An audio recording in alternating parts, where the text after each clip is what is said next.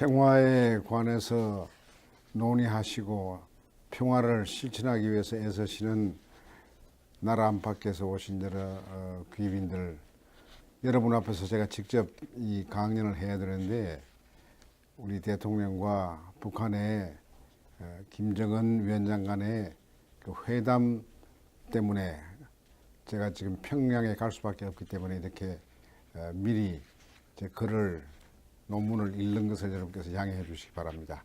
가서 이 논문에 담긴 뜻을 실천하는 데 노력하겠습니다. 감사합니다. 현재 한국 정부는 3.1운동 정신과 임정의 민주공화제를 21세기 한반도 상황에서 보다 새롭게 다듬고 강화하여 한반도 평화 실현에 최선을 다하고 있습니다. 한반도 냉전 체제를 극복하려고 노력하고 있습니다. 그러기 위해서 지난 70여 년간 남북관계를 악화시키면서 반민주적인 정치 기득권을 강화해온 냉정 세력들 간에 참으로 요상하면서도 매우 음험한 이 공조 관계가 어떻게 적대 세력들 간에 형성되고 작동했는지를 철저하게 이제 성찰해야 합니다. 이것이 바로 이른바 적대적 공생관계의 문제입니다. 이 고약한 메커니즘을 극복하지 않고서는 한반도의 평화는 정착되기 힘듭니다.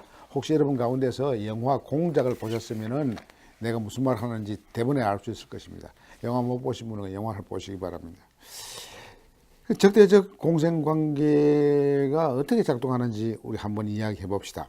분단된 한반도에서 남북 갈등이 지난 70여 년간 줄기차게 지속되어 온 것은 이 분단과 갈등으로 온갖 이익을, 정치적인, 경제적인, 문화적인 이득을 얻는 세력이 엄연히 존재하기 때문입니다. 이들의 정치, 경제, 문화적 기득권을 유지 강화시켜주는 메커니즘이 바로 적대적 공생관계지요. 몇 가지 특징이 있습니다. 첫째, 분단된 두 체제가 극단적으로 대립하게 되면은 각 체제의 지배 집단은 자연스럽게 배타적, 비민주적 권력으로 변질됩니다. 지배 권력은 상대방을 악마로 낙인 찍습니다. 상대방을 악마로 낙인 찍으니까 철저하게 배제하고 무자비하게 탄압하게 되는 것이죠. 근데 이 악마화는 국가 이데올로기가 될 뿐 아니라 법률 체계 속에 자리를 잡게 됩니다. 이를테면 방공법이라든지 국가보안법 같은 그 속에 제도화되는 것이죠. 중요한 것은요, 이러한 악마화 과정에서 스스로 악마가 되고 맙니다. 악마화를 이걸 시행하고 집행하게 되면은 그 집행자는 자기가 악마화가 됩니다. 그러니까 서로 악마화하니까 두 악마가 서로 악마로 변질시키는 비극이 탄생되는 것이죠. 이게 첫 번째 특징이고, 둘째로는 적대적 공생의 특징은 권력 주체의 명시적 혹은 공식적 언수로에서는 잘 나타나지 않습니다. 권력 주체의 공식적 발표에서는 항상 상대방을 초전박살의 대상으로 보고 악마로 보기 때문에 그렇습니다. 그렇기 때문에 서로 이렇게 공식적으로 미워하고 악마화하면서 어떻게 서로 도와줄 수 있는가, 이게 모순이죠. 이 모순적 상조 관계에 우리가 주목을 해야 합니다. 이것은요, 결과적으로 지배 집단의 의도와 관계없이 나타나는 일인데, 우리 사회에서는 이른바 색깔론적 통제에서의 이 본 모습을 잘 볼 수가 있습니다. 정부를 비판하거나 정부를 민주적으로 변화시키려고 하는 온갖 민주 인사들을 그 색깔론으로 통제하는 이유가 바로 여기에서 나오는 것입니다. 이렇게 되면은 적대적 공생관계가 유지되어야만이 양 체제 안의 지배 집단은 그들의 기득권을 유지하고 강화할 수가 있습니다.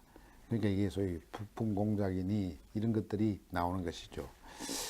남북관계 개선에 따라 보다 평화적인 민족 공동체를 세워 나가기 위해서도 이제 국가와 시민사회는 힘을 합쳐서 이와 같은 적대적 공생관계의 작동을 비판적으로 통찰하고 그 작동을 멈추게 하는 일에 실천적으로 힘을 모아야 합니다. 사실 2016년과 2017년 한국에서 터져나온 촛불 시민혁명에서 이 역설적 공생관계로 온갖 이득을 챙겼던 정치 세력은 일단 철퇴를 맞은 것 같습니다. 되겠습니다. 우리 정부의 대북 정책 구상의 핵심은 지난해 7월 베를린에서 밝힌 신한반도 평화 비전에서 나타나 있습니다. 베를린 구상은 김대중 정부의 한반도 냉전 구조 해체 구상과 노무현 정부의 한반도 평화체제 구축 노력을 개성하여 대한민국이 한반도 비핵화와 평화협정 체결에 주도적 역할을 하겠다는 의지를 밝힌 것입니다. 그리고 올해 8.15 광복절 경축사에서 제안된 동북아 6개국 한국, 북한, 중국, 일본, 러시아, 몽골과 플러스 원 미국이 함께하는 동아시아 철도 공동체 구상은 보다 구체적이고 대담한 새로운 평화 번영의 구상이라 하겠습니다.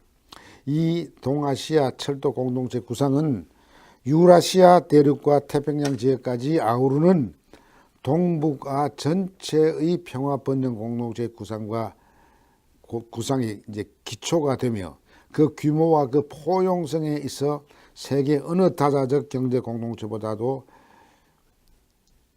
동아시아 철도 공동체가 더 큽니다. 국내 총생산 GDP의 세계 전체 국가의 7개 국가의 이 GDP의 총량은 세계 전체 GDP의 50%가 됩니다. 28개국으로 구성된 유럽연합 EU의 GDP의 2배를 넘는 규모입니다. 한마디로 그것은 세계 최대 경제다자 협력 공동체가 될 것입니다. 이와 같이 문 대통령은 취임 이후 줄곧 평화와 한반도의 시대적 소명이자 우리의 미래 생존 전략이라고 밝히고 정책적으로 북한의 체제 안전을 보장하는 한반도 비핵화 평화체제 구축을 모색했고 이것이 이 새로운 거대한 아세아 철도 공동체에서 나는 보다 더 알찬 열매를 맺을 수 있다고 생각합니다. 김정은 위원장의 진심은 핵무력 완성에 따른 전략적 지위를 내세워 그 협상력을 최대로 끌어올린 다음 비핵화와 체제 안전 보장을 교환하는 일괄 타결과 단계적 동시적 조치를 추진하는 경제 발전에 주력하겠다는 것이죠. 이 김정은 위원장은 처음부터 바이래터럴리즘을 강조한 겁니다. 그 트럼프의 바이래터럴리즘하고 둘이가 이게 궁합이 맞아서 지금 이제 좋은 새로운 국민으로 가는 것 같습니다.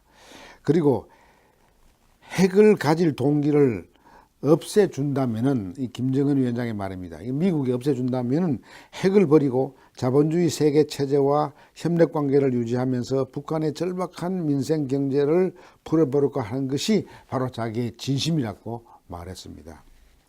이것을 트럼프는 이해하는 것 같습니다. 그래서 트럼프는 종종 자기 유세 혹은 대중연설에서 김정은을 칭찬할 때 그는 자기 인민을 사랑하는 지도자다. 인민의 쌀과 고기국 민생의 기본을 해결해 주려고 하기 때문이다. 이렇게 말하는 것 같습니다.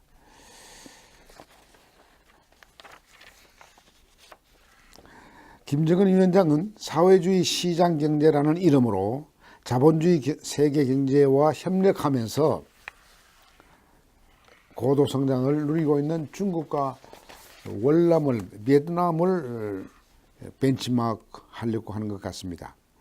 이런 진정성을 잘 알고 있는 우리 문재인 대통령이 올해 광복절 경축사에서 분단 극복의 필요성을 역설하면서 평화 정착을 위해 이 동북아 6개국 플러스 원의 이 동아시아 철도 공동체 구상을 제시한 것입니다. 여기 중요한 것은요, 이 6개 나라와 미국이 참여하는 7개국에서는 서로 상대방을 악마화하거나 견제하려고 하는 그런 꼼수가 없습니다. 오바마가 제시했던 그 TPP 보면은 중국을 견제하고 인도를 키우려고 하는 의지가 있는데 여기 그런 거 없습니다. 여기 들어와 있는 7개국은 다 서로 이게 존중하면서 협력하면서 경제 공동체를 통해서 세계 평화를 이루어가려고 하는 것이니까 거기에 남북이 중심축이 되겠다. 그러니까 이게 참 좋은 아이디어라고 생각합니다. 이제 제가 마지막으로 간단하게 결론을 내리겠습니다. 북미 정상회담의 합의가 남북 정상회담이 성취해 놓은 평화의 성과를 바탕 삼아 더욱 알차게 결실을 맺게 된다면 남북한과 세계 인류는 앞으로 그 무서운 버섯구름의 공포에서 영원히 벗어날 수 있을 것입니다. 물론 아직은 안심하기는 이르지요. 한반도 주변에는 아직도 해양 세력과 대륙 세력 간의 힘겨루기가 그치지 않고 있습니다. 군사 전쟁 대신 무역 전쟁이 앞으로 어떻게 펼쳐질지 알 수가 없습니다. 미중 간의 모순이 여기서는 가장 중요한 모순이죠. 갈등이죠. 이 주 모순이 해결돼야만이 부차적인 모순들,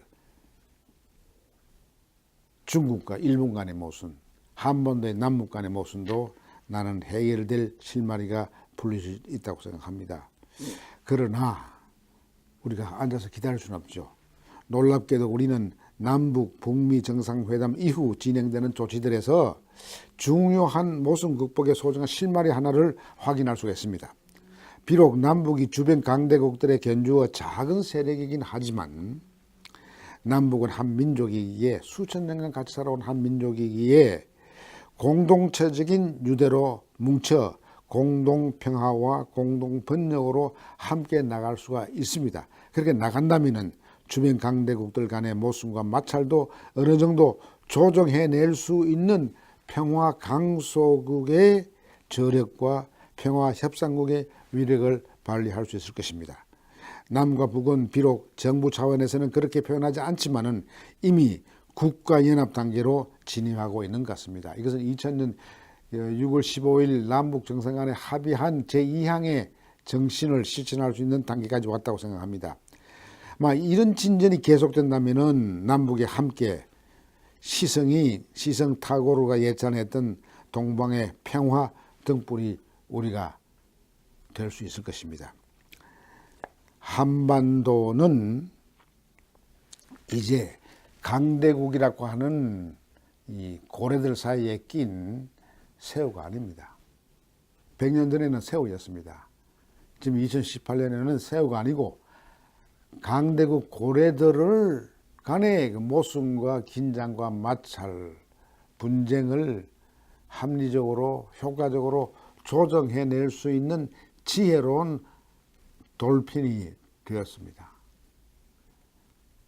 그러기에 남북이 힘을 합치면 굉장히 영리하고 재빠르고 효과적으로 평화 만들기에 앞장설 수 있는 그런 새 역사를 만들어갈 수 있을 것입니다. 감사합니다.